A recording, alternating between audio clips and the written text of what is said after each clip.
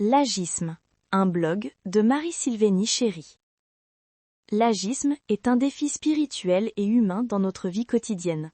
La mise à l'écart des personnes en raison de leur âge nous éloigne du message du Christ. Dans nos communautés, il arrive que des personnes soient mises à l'écart, non pas pour ce qu'elles font ou disent, mais simplement à cause de leur âge.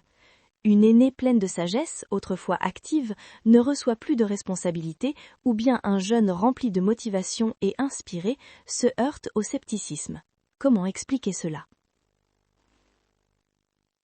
Être confronté à l'agisme pour la première fois. Je ne pouvais pas comprendre ce phénomène de l'âge tant que je ne l'avais pas vécu moi-même. Un jour, je voulais acheter un ordinateur Apple. Je discutais cela avec une jeune fille avec qui j'avais l'habitude de travailler en groupe à l'université. Mais la jeune m'a conseillé d'acheter une tablette, sachant que l'ordinateur Apple serait trop difficile à gérer. Elle m'a dit en souriant que ce n'est pas fait pour ton âge. J'étais fâchée dans mon cœur, car je n'avais pas l'air si vieille que ça. J'étais sur la défensive.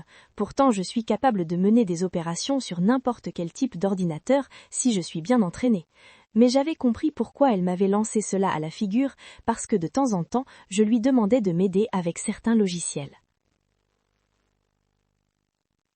Qu'est-ce que l'agisme? C'est une forme de discrimination fondée sur l'âge.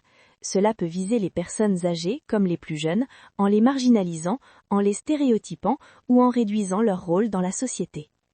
Dans notre société moderne, avec la montée en flèche de la technologie et de l'intelligence artificielle, nos aînés peuvent être écartés des responsabilités liées à la technologie moderne. Il peut y avoir un manque de dialogue intergénérationnel, ce qui peut donner un sentiment d'inutilité ou de frustration qui engendrera par la suite une perte de richesses humaines et spirituelles. Au lieu d'avoir de la collaboration, on voit naître un cloisonnement. Quand l'agisme s'installe, il crée des murs invisibles entre les générations. On confie moins de responsabilités aux aînés sous prétexte qu'ils sont fatigués sans leur demander leur avis. On ignore les jeunes en pensant qu'ils manquent de maturité sans les accompagner. Ces attitudes peuvent causer un sentiment d'exclusion ou d'inutilité, de la perte de talents et d'idées et de la division au lieu de la communion. La communauté devient alors moins vivante, moins ouverte, moins fidèle à l'Évangile. L'âge est un processus naturel. L'âge de 65 ans est souvent considéré comme le début de la vieillesse car on commence sa retraite si on le souhaite. Cependant, la prise d'âge est un processus normal et inévitable qui démarre dès le premier jour de naissance. Une vision biblique de la vieillesse et de la jeunesse. La Bible valorise la vieillesse. Dans Proverbe 16, verset 31, il est dit que la couronne des vieillards, c'est leur expérience. Les cheveux blancs sont une couronne d'honneur, c'est dans le chemin de la justice qu'on la trouve. Les jeunes personnes sont plus créatives, pleines d'énergie et de visions nouvelles. Cependant, nos aînés devraient être des sources de sagesse, de mémoire et de stabilité. Il en va de même pour les jeunes qui veulent s'impliquer dans des communautés ou dans les églises. On devrait les encadrer et les encourager. Être jeune n'est ni une faiblesse ni un handicap. Chaque étape de la vie a ses richesses.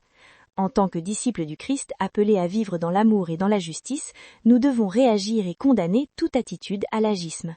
Alors, que faire? Quelques recommandations pour contrer l'agisme et vivre une véritable inclusion. Il est bon de créer des ponts entre les générations en organisant des activités pour tout le monde ensemble et en favorisant les échanges et le mentorat. Il est conseillé de donner la parole à toutes les générations dans la paroisse. Il est bon de sensibiliser les gens aux stéréotypes liés à l'âge dans les prédications et les groupes de discussion.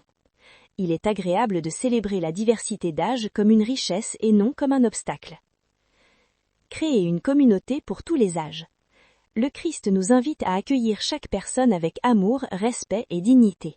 Une communauté fidèle à son appel est une communauté où chaque génération peut s'épanouir, porter du fruit, apprendre et transmettre. Que personne ne méprise ta jeunesse. Première lettre à Timothée, chapitre 4, verset 12.